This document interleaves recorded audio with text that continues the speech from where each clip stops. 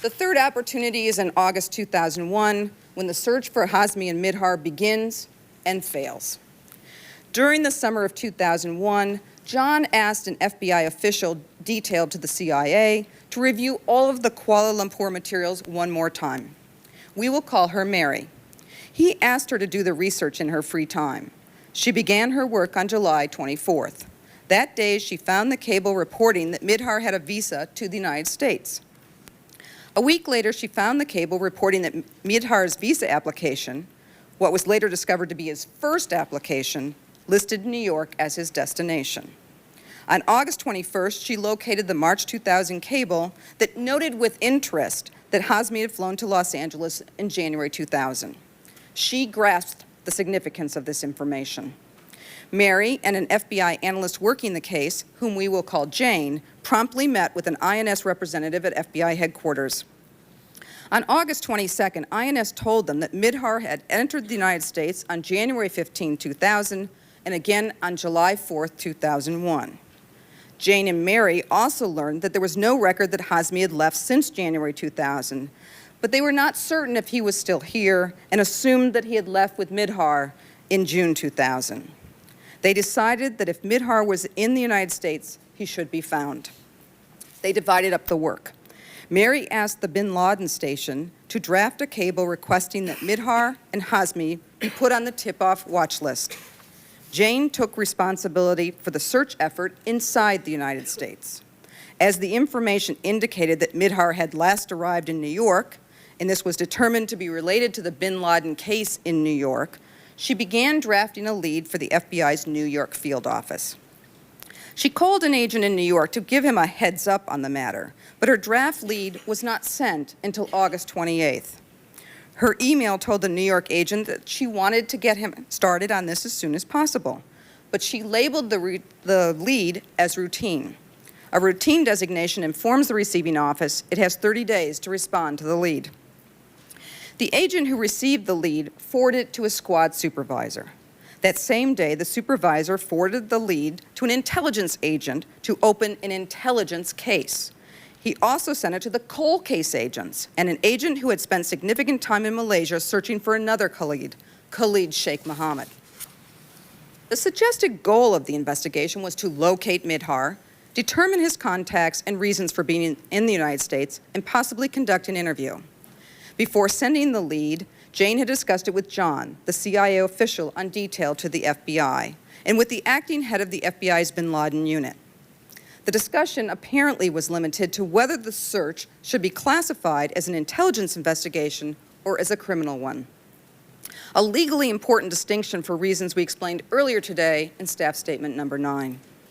Neither of these individuals apparently disagreed with the analyst's proposed plan. No one apparently felt they needed to inform higher levels of management in either the FBI or the CIA about the case. One of the cold case agents read the lead with interest and contacted Jane to obtain more information. Jane took the position, however, that because the agent was a designated criminal agent, the wall kept him from participating in any search for Mihdhar. In fact, she felt he had to destroy his copy of the lead because it contained information she believed could not be shared with any criminal agents. FBI headquarters promptly sent to the FBI New York field office a draft communication recommending the opening of an intelligence investigation to determine if Khalid al-Mihdhar is still in the United States.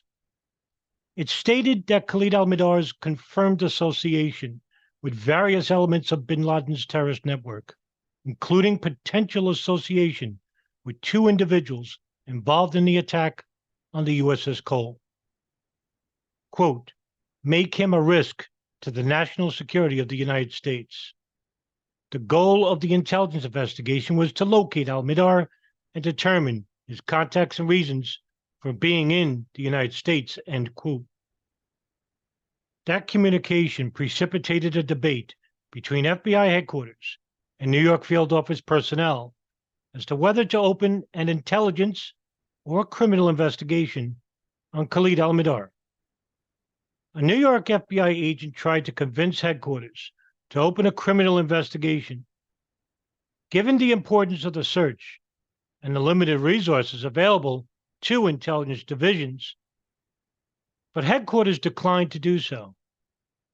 An email exchange between headquarters and the New York agent described the debate from FBI headquarters. Quote, if al-Mihdhar is located, the interview must be conducted by an intelligence agent. A criminal agent cannot be present at the interview. This case, in its entirety, is based on intelligence. If, at such time as information is developed indicating the existence of a substantial federal crime, that information will be passed over the wall according to the proper procedures and turned over for follow-up in criminal investigation, end quote. From the New York agent, quote, whatever has happened to this, someday someone will die. And wall or not, the public will not understand why we were not more effective and throwing every resource we had at certain problems. Let's hope the FBI's National Security Law Unit will stand behind their decisions about the wall, especially since the biggest threat to us now, Osama bin Laden, is getting the most protection, end quote. The agent was told in response, quote, we at headquarters are all frustrated with this issue, but these are the rules. The National Security Law Unit does not make them up, end quote. The former head of the FBI's International Terrorism Operations Section explained to the joint inquiry why the search for Khalid al-Mihdhar was conducted as an intelligence rather than a criminal matter. Quote, although we certainly suspect, and rightfully so, that they were probably engaged in criminal acts, the information brought to us at the inquiry came essentially in total in the intelligence channel. So an intelligence investigation was opened instead of a criminal one, end quote. The FBI contacted the Bureau of Diplomatic Security at the State Department on August 27, 2001, to obtain Khalid al-Mihdhar and Nawaf al-Hazmi's visa information.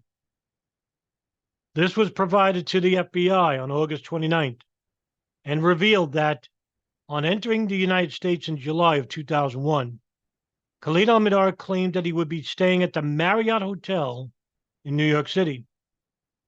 An FBI agent determined on September 5th that Khalid al-Mihdhar had not registered at a New York Marriott. The agent checked computerized national and New York criminal motor vehicle indices on Khalid al-Mihdhar and Nawaf al-Hazmi, but those checks were negative.